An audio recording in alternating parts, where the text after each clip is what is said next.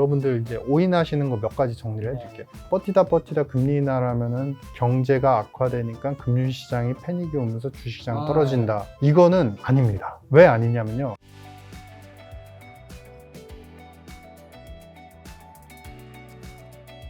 자, 투자할 때 금리가 굉장히 좀 중요한데 미국이 지금 금리를 결정할 수 있는 물가 고용은 지금 어떤 상황인가요? 고용은 이제 서서히 최소 20만 이상 이제 나오고 있는 상태에서 이 숫자가 이제 10만대로 조금씩 줄어들고 있죠. 근데 아직은 본격적으로 10만 이하로 가면 미국 경제도 침체가 올 거다라고 표현하는데 그 정도 수준은 아니고요. 이제 실업률이 좀 올라가고 있습니다. 그래가지고 이게 샤메 법칙이라고 그래서 최근 3개월에 평균화된 실업률 상승폭이 과거 12개월 전, 그러니까 1년 전에 그 상승폭보다 높기 시작하게 되면 침체가 온다라고 하는데 근데 아직도 4% 초반대예요. 근데 미국이 이제 완전 고용, 그러니까 완벽하게 모든 경제활동 인구가 충분히 고용이 되었다고 추정되는 수준이 4.2% 내외 수준이거든요. 근데 그것보다 낮으니까 아직도 완전 고용이죠. 그러니까 미국 경제를 놓고 지금 침체를 논할 단계는 아니다, 절대적으로. 쉽게 표현하면은 미국 경제는 금융시장도 그렇고 말 그대로 완전한 항공모함이잖아요. 완전한 항공모함이 지금까지 엄청나게 거의 4년 이상을 되게 빠르게 달려오다가 지금 잠깐 쉬고 있는 국면이다. 물가는요, 지금 이제 플랫해지고 있습니다. 3%대 나오고 있는데, 다행인 거는 이제 원자재 가격, 에너지 가격이 그렇게 많이 튀지 않고 있고, 그 다음에 서비스 가격, 뭐 주택 렌트비나 운송 서비스 이런 거는 조금 더 이상 올라가지 않고 떨어지면서, 근데 떨어진 속도가 조금 줄고 있어요. 중요한 거는 상품 가격이 많이 떨어집니다. 특히 우리 코로나 때 중고차 가격이 엄청 올랐었잖아요. 근데 중고차 가격이 전년 대비해서 최근 숫자 보니까 마이너스 10%까지 나오고 있어요. 물가는, 미국의 물가는 여기서 더 이상 크게 오를 것도 없고, 근데 떨어진 속도는 그렇다고 되게 빠르게 떨어지긴 힘들어요. 왜냐면 서비스 가격이 잘 안 떨어지니까. 이제 그런 국면이고, 트럼프가 이런 얘기를 했어요, 과거에. 2% 초중반대의 물가를 그 당시에 기록을 했었는데, 이 물가에 페드가 금리를 안 내리니까 이런 공격을 합니다. 미국의 경제는 2% 중반 후반 3%까지도 충분히 감당 가능한 경제이고 3%가 정상화된 물가 수준이라고 생각하면 금리를 내려야 되는데 왜 안 내리냐. 근데 이거는 전곡을 찌렸다고 봅니다. 왜냐면은 이 물가 관련돼서 최근에 이제 경제 신은 죽었다 이 책에서 상세히 써놨는데 80년대에 사실 뉴질랜드에서 만들어진 물가 타겟팅 정책이 2% 목표치예요. 근데 그게 아직도 미국한테 적용된다는 건 좀 어불성설이죠. 경제 규모도 다르고 시간도 너무 많이 흘렀잖아요. 그래서 우리가 중립금리를 갖다가 올린다 이런 표현을 하는데 그게 뭐냐면 결국에 타겟팅해야 되는 물가 수준도 좀 오를 수 있다는 얘기예요. 정작 파월이 그걸 안 해왔죠. 지금까지 안 해왔죠. 오를 겁니다. 발표를 할 겁니다. 추정치가 올라갈 수 있습니다. 근데 안 하고 있죠. 그러니까 그런 부분에 대해서 공격을 하고 있고 요지는 뭐냐면 3%대 초반 혹은 2% 중후반만 돼도 미국 경제 입장에서 충분히 감당 가능하기 때문에 완만하게라도 금리를 내릴 수 있는 환경으로 보여진다라는 게 핵심입니다. 금리 인하 여부는요? 언제 인하할까요? 언제는 시점은 되게 맞추기가 사실 힘든데 저는 일단은 12월로 보고 있습니다. 일단 대선이 끝난 직후로 이제 보고 있고 그전에는 이제 충분히 여건은 만들어지는데 우리가 숫자는 괜찮지만 이제 여러 가지 내용상 봤을 때 서비스 물가가 아직도 버티니까 쉽게 인하를 선뜻 결정하기 힘들 것 같다. 물론 이제 얘기는 시장에서 계속 나올 것 같습니다. 그럼 금리 인하 시기의 투자 방법은 지금이랑 좀 달라져야 되나요? 금리 인하 시기에 여러분들 이제 오인하시는 거 몇 가지 정리를 해줄게요. 금리 인하를 하면은 결국에는 버티다 금리 인하를 하면은 경제가 악화되니까 금융시장이 패닉이 오면서 주식시장 떨어진다. 이거는 아닙니다. 왜 아니냐면요. 지금 과거에는 2000년 그리고 2000 중반 그다음에 2010년대 요때까지만 하더라도요. 전 세계의 경제는 재정보다는 통화정책, 금리정책으로 다 결정이 됐었어요. 대부분이. 그러니까 말 그대로 지금 연준이 변신해가지고 재정정책을 뒀고 정부가 빚이 많아도 계속 재정으로 경제를 살리는 거는 이런 흐름은 2020년대 넘어서면서 현대화폐 이론이다. 돈을 써도 된다. 빚을 져도. 나중에 세금을 걷어들이면 되니까. 이런 논리로 확장이 됐거든요. 그 논리는 지금 일본도 적용이 되고 유럽도 적용이 됩니다. 그전에는 근데 재정보다는 무조건 통화 정책이었어요. 그 시기에는 금리가 떨어지면요. 그 다음에 정책이 따라올 만한 정책들이 없었습니다. 그러니까 재정 정책으로 크게 부양을 못 시켜요. 그러면은 어떤 신호가 되냐면요. 금리 인하를 했고 경제가 안 좋으니까 금리 인하를 했는데 앞으로 금리 인하에만 더 의존을 해야 돼요. 그러면 일단 심리는 다 악화가 될 수밖에 없죠. 왜냐하면 다운 카드가 없다는 걸 알고 있으니까. 근데 지금은 그게 아니다. 특히 미국 같은 경우는 아무리 빚이 많아도 재정을 갖다 계속 풀 수 있는 여건이 있기 때문에 금리를 떨어뜨리면 결국엔 시장은 패닉이 온다. 그거는 아니다. 그리고 두 번째는 금리를 인하하면은 그러면은 모든 국가의 금융시장과 자산시장이 좋아지냐? 그것도 아닙니다. 재정의 힘이 따라올 수 있는, 즉 금리 인하를 하고 나서 좀 성장이 안 좋거나 뭔가 약화가 되면은 돈을 정부가 풀어서 충분히 쓸 수 있는 국가들은 시장이 좋을 수 있습니다. 여전히 뜨거울 수 있습니다. 대표적으로 어딜까요? 미국이고요. 그 다음에 일본입니다. 근데 그 외에 뭐 한국을 비롯한 통화의 패권이 너무 약하고 이제 환의 변동성이 너무 큰 국가들, 대표적으로 어떤 국가들이 되겠죠? 지금 중국도 해당이 되고요. 지금 한국도 비슷한 사례가 되고, 그 다음에 유럽입니다. 이런 국가들은 사실 금리를 내린 다음에 그 카테고리는 재정으로 부양을 해야지 카드가 없어요. 거기에 대해서 오히려 되게 좀 조심해요. 재정에 대해서는. 왜냐면은 그게 결국에는 부채와 환의 변동, 외국인 자금의 이탈 이런 것들하고 다 접목이 되거든요. 그래서 그런 부분이 차별점이 있다. 그리고 마지막 세 번째 포인트는 금리를 내리면 분명히 성장하는 산업이 있습니다. 미국의 입장에서 놓고 보면 인프라 산업이 분명히 성장을 지금도 하지만 더 성장을 할 것이고요. 연관되어서 인프라 산업에서 특히 화학과 소재, 우리는 전선 관련된 수요만 생각하지만 교량이라든지 여러 가지 인프라 시설, 그리고 트럼프 예를 하나만 들어드리면 트럼프의 이번 정책에서 제가 가장 주목을 받았던 키포인트는 뭐냐면 미래 최첨단 도시 건설이었어요. 근데 그거는 키워드에서 다 빠져 있더라고요. 그만큼 여러 가지 인프라를 이용해서 스마트 자율화된 도시를 건설하겠다. 그거는 화학 소재 쪽에 대해서도 큰 메리트가 있다. 그래서 미국의 화학 소재. 마지막은 글로벌리, 이건 미국 중심이긴 하지만 우리나라도 해당이 됩니다. 바이오 산업은 앞서도 말씀드린 바와 같이 금리 인하 시기에 기술이 확보되고 충분한 플랫폼화된 기업들은 기술의 어떤 가용성, 가치 때문에 M&A도 일어날 수 있고 미국 기업, 빅파마들한테의 러브콜도 충분히 이어질 수 있다. 자, 최근에 엔비디아를 비롯해서 테슬라, 뭐, 여러 AI 종목들이 열풍이 조금 꺾인 것 같다는 느낌이 네. 좀 드는데, 전 세계적인 투자 심리 이번에 진짜 꺾인 걸까요? 아니면 다시 지속되는 걸까요? 지속되는데 좀 많이 쉬어야죠.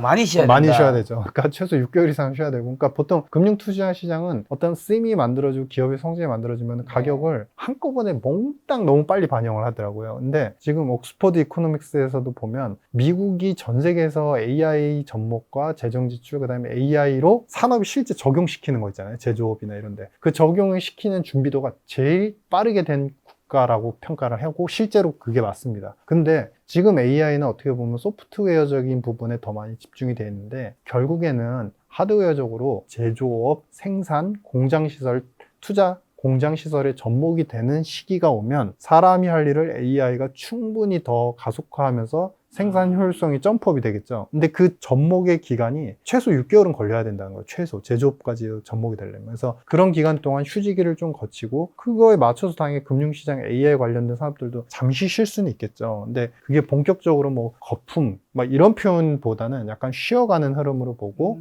다시 재채비를 할 것이다. 그럼 지금 같은 기간에 AI주도 조정받고 있고 쉴 때 사모으는 게 좋은 건가요? 그것도 나쁜 정책은 아닌데 내가 AI가 너무 좋다 그러면 그런 분들은 사모으면 좋지만 앞으로 봐도 민 뒤로 봐도 민 결국에 성장 산업이 하나 바이오 산업이 나왔잖아요. 근데 지금 부각이 될 수 있는 그 산업이 뚜렷이 보이니까 굳이 저라면은 AI 산업을 굳이 모아가지 않을 것 같다. 자, 미국의 경기 침체, 경제 위기 온다고 말씀하신 전문가도 꽤 많았는데 혹시나 경제 위기 온다고 볼 수 있는 신호나 징후 같은 것도 있을까요? 금융의 패러다임이 안 먹힐 때입니다. 말 그대로.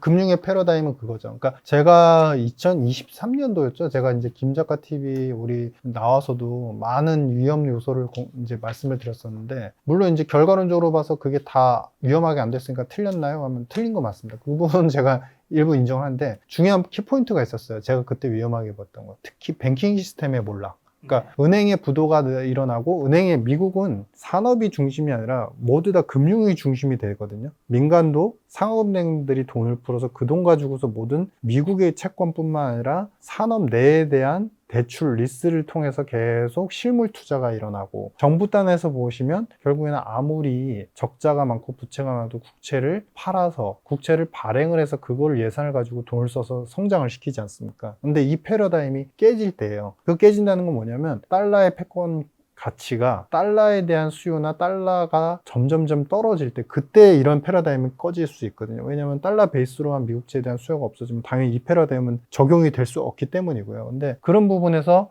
이제 우리가 달러가 변동이 커지는 구간이 되면 위험 시그널이다. 오히려 금리 인하나 뭐 장단기 금리차 이것보다도 더 중요한 지표다라는 것이고요. 다만 지금 트럼프는 일단은 코멘트상 반대는 하고 있지만 사실 3년에서 5년 사이 안에 아마 미국이 디지털 달러를 출시를 할 걸로 보입니다. 베타 테스트 다 끝났고 이스라엘 같은 경우는 G7이나 이스라엘 같은 경우는 호환 시스템까지 다 갖춰놨어요. 그래서 디지털 달러가 되면 아마도 우리가 새로운 통화 개혁처럼 새로운 달러 시스템처럼 받아들이게 될 것이고 그에 대한 수요는 또 한 번 증폭이 될 것 같습니다. 그래서 이 시스템을 갖다가 더 강화하는 흐름으로 결국 잠시 기스가 나고 중국이나 뭐 사우디 이슈 때문에 잠시 기스난 달러를 다시 한번 세우려는 모습으로 변환될 것 같다. 자, 최근에 중국 경제는 어떻고 소비, 투자, 수출은 좀 어떤 상황인가요? 중국은 이제 한마디로 표현해 드리자면 더 이상 나빠지지는 않는데 되게 좋아지는 흐름이냐 이제 U-쉐입이냐 뭐 V-쉐입이냐를 놓고 봤을 때 그건 아니라는 거죠. 더 이상 나빠지지 않고 L자형으로 가는데 완만하게 되게 오래 걸려야지 올라갈 수 있는 흐름이고 그러면 우리가 이 시점 되면은 지금 이제 7월이잖아요. 그러면은 중국이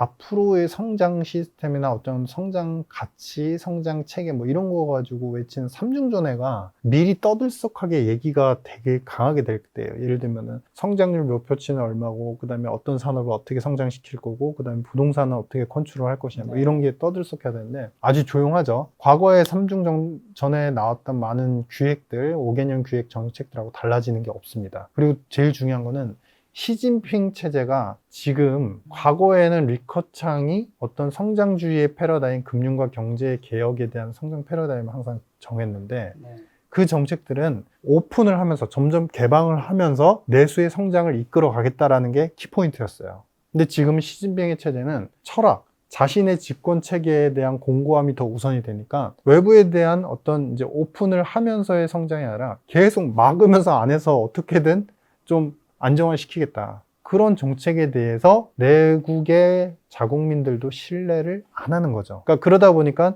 부동산 시장 같은 경우도 소위 말해서 풀기 정책, 그러니까 완화시키는 정책을 최근에 발표는 했지만 부동산 이제 부채 관련된 기업들에 대한 레드라인 정책들이 있지 않습니까? 부채를 어느 정도까지 컨트롤해라. 그 비율을 완화는 시켰지만 그 정책을 없애진 않았어요. 그러니까 이게 공급 시장도 애매하고 그에 따르는 수요 시장도 이거 나중에 집 다 안 줘주면 어떡해? 불안해. 라는 것 때문에 수요가 또 안 따라오고. 그러니까 말 그대로 신뢰가 없는 거예요. 이런 상태는 시진핑이 본인의 어떤 가치 철학, 공산당의 가치 철학을 깨지 않는 이상은 더 오래 갈 수밖에 없다. 이런 생각입니다. 그럼 미중 갈등은 앞으로 중국은 좀 어떻게 무너뜨려 갈까요? 아마 저는 그 생각을 합니다. 이제 트럼프는 중국의 압박을 이번에 더 강력하게 할 것이고, 근데 만약에 민주당 후보가 된다라고 이제 간성을 했을 때, 미셸 오바마가 될지 해리스가 될지는 모르겠지만 민주당에서 대통령이 다시 당선이 된다고 하더라도 다음번 중국 정책은 되게 강경해질 거예요. 지금 미국인들의 입장에서 시각에서 놓고 보면요, 전쟁 관련돼서 통제가 안 돼서 바이든 여론이 좀 줄었다라는 것도 있지만 중국에 대한 부분도 있어요.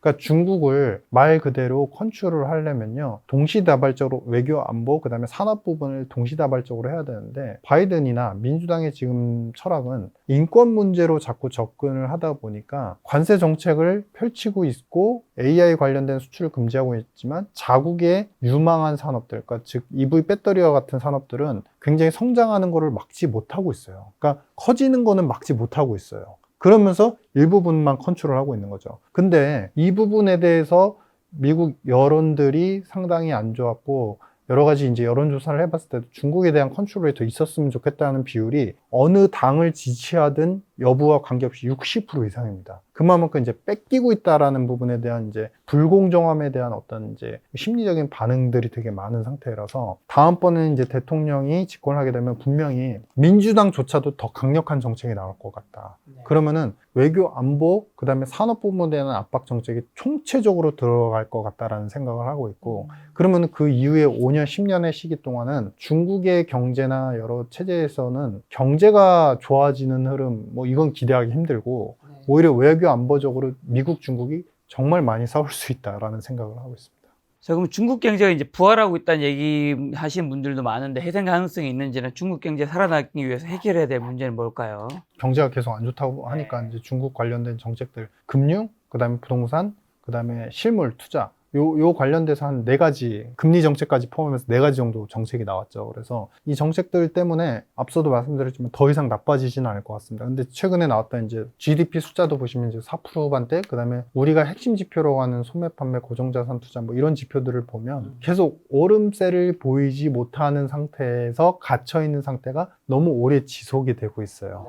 이 상태에서 회생이라기 표현하기보다는 더 이상 악화되지 않는, 그러니까 더 이상 나빠지지 않는 흐름으로 안정화는 될 것 같은데 좋아지기는 힘든 국면. 이런 국면을 결국 깨려면 어떻게 해야 되느냐. 시진핑이 경제정책, 시진핑 체제에서의 그 스타일의 경제정책이 나오면 안 되고요. 또 다른 리커창의 스타일의 정책이 나와야 됩니다. 또 다른 리커창이 오셔야 성장을 중심으로 하되 외국인들이 이질감을 갖지 않는 신뢰성 있는 정책들이 나오는 거고, 그게 되지 않으면 지금과 같이 여러분들도 다 아시겠지만 결국에는 뭐 알리바바라든지 메이투안이라든지 여러 가지 빅테크들이, 기업들이 사실은 싸다라는 장점이 있어도 외국인들이 펀드를 직접적으로 중국 펀드를 사지 않고 오히려 익시트하고 있잖아요. 그러니까 그러한 부분들이 다 신뢰랑 연결이 되기 때문에 또 다른 경제 총리가 임명이 되는지가 저는 오히려 가장 큰 포인트가 될 것 같다. 민간의 어떤 자생적인 성장을 추구하는 그런 총리가 오셔야 될 것 같다라는 생각입니다. 자, 일본만 한번 여쭤보면 일본이 잃어버린 30년 탈출했다, 일본이 부활하고 있다라고 말씀하신 전문가들 많이 생겼는데 진짜 그런지랑 만약 아니라면 일본 경제 회복 불가능한 이유 뭘까요? 저는 이제 작년도에 미국이 좀 위험하다라고 하면서 동시에 했던 얘기 중에 하나가 23년도 맞죠. 그때 일본은 쉽게 무너지지 않는다 였었어요. 근데 저는 이제 부활을 했다라는 표현보다는 본인의 정책의 약발들이 그대로 고수하고 있고 이제 빛을 조금씩 더 발하고 있다, 이 정도로 평가를 합니다. 그러니까 뭐냐면 일본의 부채 비율, 우리가 이제 지적을 하거나 비난할 때는 항상 부채 비율, 일본의 경상수지상의 적자들, 외화를 버려들 수 없는 구조들, 실물 쪽에만 우리가 공격을 많이 했지만 금융의 시스템을 갖다가 준패권 통화 국가라는 측면에서 엔화가 전 세계에 어쨌든 많이 사용되는 통화라는 측면에서 금융의 시스템을 정말 잘 세팅을 해놨어요. 일본이 부채 비율이 높아도 일본의 채권은 내국 기관들이 다 삽니다. 그래서 정부 입장에서 적자가 있어도 예산을 확보할 수 있죠. 그 다음에 두 번째는 경상수지 적자나 이런 것들은 반복이 됐더라도 해외에 금융 투자를 많이 해놔서 대외 순자산이 너무 많기 때문에 이자 수익이 매월 들어옴으로 해서 경상적자, 경상수지 적자의 부분을 많이 상쇄를 해줍니다. 이제는 전 세계가 다 똑같은 패러다임이에요. 저성장 고령화. 이 패러다임에서 실물을 무역을 많이 해가지고 외국인들한테 팔아서 돈을 벌고 이런 부분들은 항상 한계가 있을 수밖에 없어요. 근데 금융으로 모든 시스템들을 마련해 놓는 것은 저성장 국면에서도 내수를 보호하기 위해서 되게 효과적인데 일본은 이런 정책에 정말 더 빨리 접근해 있었고, 이런 정책들이 지금 최근에 더 빛을 발하는 것은 일본하고 미국과의 교합이죠. 그러니까 어떻게 보면 일본은 과거에 기시다 총리 이전부터 사실은 아베 총리 때부터 미국 투자를 하면서 미국 편에 딱 붙어 있었잖아요. 그러니까 반도체 시장이 열리든 자동차 시장이 열리든 항상 그로 인한 수혜, 거기에 파지티브하게 환 조작국에 있어서의 항상 자유로움, 모니터링에 대해서 항상 자유로운 부분이 있었기 때문에, 그래서 본인들의 정책이 어떻게 보면 어려울 때도 버틸 수 있게 만들었던 힘이 있었고, 지금은 그게 이제 더 빛을 발하고 있는 시점이다. 여기 이제 밸류까지 더 접목이 되면서 더 이제 굉장히 커지고 있는 거죠. 그런 정책들이 있기 때문에 일본은 또 한 번 미국의 어떤 등에 힘을 입어서 더 센 이제 성장을 바라보고 있는데, 이런 장점들은 우리가 좀 어느 정도 채택하고 배워볼, 연구할 필요도 있지 않을까라는 생각합니다. 자, 그럼 마지막으로 올해 하반기 예금, 채권, 주식금, 달러, 비트코인즈 어떤 자산을 늘려가야 될까요? 만약에 그러니까 불안함이 있고 금리를 인하하면서 전 세계 성장, 미국을 필두로 한 성장의 패러다임들이, 이거는 이제 당연히 트럼프가 오든 아니면 민주당 다른 후보가 오든 간에 성장의 패러다임이 꺾일 수 있는 신호가 미국에서부터 확인이 된다고 한다면 예금 채권 그냥 달러 사놓는 게 제일 마음 편합니다. 근데 중요한 건요, 저는 성장의 패러다임은 지금 끝나지 않을 거라고 생각을 해요. 그래서 에쿼티, 오히려 이제 미국 많은 투자 기관들 중에서도 미국 경제가 지금 다운그레이드가 돼서 침체로 가면 당연히 채권, 미국채가 최고의 수익을 거둔다라고 얘기를 하지만 성장이 잠시 멈칫하다가 완전히 확장기로 전환이 된다고 한다면 에쿼티라든지 우리가 하이힐드 채권들, 그러니까 수익률 높은 채권들이 중요하다. 그러니까 기업체라든지 이런 회사채. 근데 저는 이제 후자에 동의를 하는 상태고요. 그래서 결국에는 지금 미국이 이제 정책이나 어떤 대통령 뭐 이런 거랑 다 떠나서 패러다임으로 보면 코로나 직후에 부채에 대한 리스크들, 통화 패권에 대한 리스크들 때문에 기스를 많이 입은 상태예요. 특히 이제 중국이 위안화를 갖다가 세계화한다는 표현 때문에 거기에 더불어서 사우디까지 접목이 되고, 그다음에 중국 연대가 강화되면서 미국의 어떤 달러 패권에 대한 기스가 많이 났지만, 그거를 탈피를 안 하면은 미국은 서서히 과거에 이제 50년대의 영국처럼 서서히 죽어갈 수 있는 국면이기 때문에 더 센 정책이 나올 수밖에 없는 국면이라고 보고, 그래서 그 관점에서 미국의 성장이 지속이 된다고 한다면 저는 하반기에도 여전히 잠시 쉴 수는 있지만 바이오 산업, 그 다음에 두 번째는 인프라, 특히 미국의 화학 소재 산업들은 충분한 좋은 성과를 낼 수 있을 것 같다라고 생각을 하고 있습니다. 주식만 말씀하시는 건가요? 네네. 뭐 비트코인이라든가 한국 주식은요? 한국 주식도 충분히 좋다라고 생각을 하고 있고, 그 산업에서는 당연히 앞서 말씀드린 바이오 산업이 좋다. 근데 이제 제가 말씀드리는 예금, 채권, 금 같은 경우는 사실은 안전자산에 약간 그쵸, 안전자산에 가깝고 하반기 혹은 내년까지 바라보더라도 네. 큰 수익보다는 그냥 말 그대로 키핑해주는, 자산을 키핑해주는 그런 효과만 있다. 그러면 비트코인은요? 비트코인에 트럼프가 대해서는 이제 뭐 여러 가지 좋은 얘기를 많이 했잖아요. 네네. 결제 허용하겠다 뭐 네네. 등등. 네네. 그 활용도가 커짐으로 인해서 가격이 지금 수준에서 그렇게 많이 빠질 것 같지는 않습니다. 근데 가격의 결정권자, 특히 이제 중요한 거래 기관은 전 세계 거래소잖아요. 근데 그런 부분까지 다 고려를 해보면 미국의 이제 BTF 현물 ETF를 승인하기 전까지의 어떤 큰 모멘텀만큼 큰 상승은 없을 것 같다. 다만 이제 허용 범위가 조금 커지는데, 더 중요한 건요, 미국이 디지털 달러를 이제 3년 안에 가져가게 되기 때문에 비트코인에 대한 결제 허용 범위는 말은 트럼프가 강력하게 하더라도 분명히 제한이 될 거예요. 오히려 디지털 달러 시스템으로 예를 들어서 미국 아마존부터 시작해가지고 X 여러 가지 이제 플랫폼에서 더 결제를 유도를 할 수밖에 없기 때문에 비트코인에 대한 어떤 이슈는 긍정적이긴 하나 가격의 상승폭 자체는 좀 제한이 될 것 같다. 뭐 이런 추측입니다. 알겠습니다. 오늘이 이제 7월에 벌써 이제 말 다가오고 있는데요. 하반기 투자 존 한마디만 주고 가신다면요?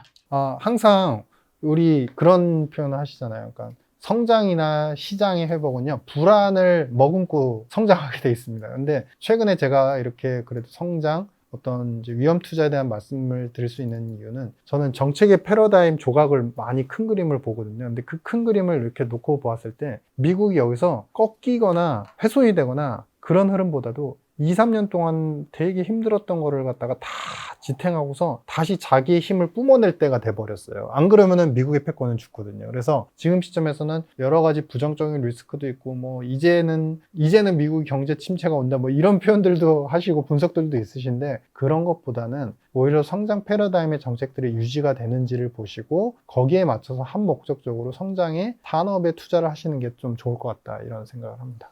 알겠습니다. 박사님과 다음번에 또 좋은 시간 만들어 보도록 하겠습니다. 오늘 만나면 전유신 박사님이었습니다. 지금까지 여러분 소중한 시간 함께해 주셔서 정말 감사합니다. 오늘도 김작가였습니다. 감사합니다. 들어주셔서 감사합니다.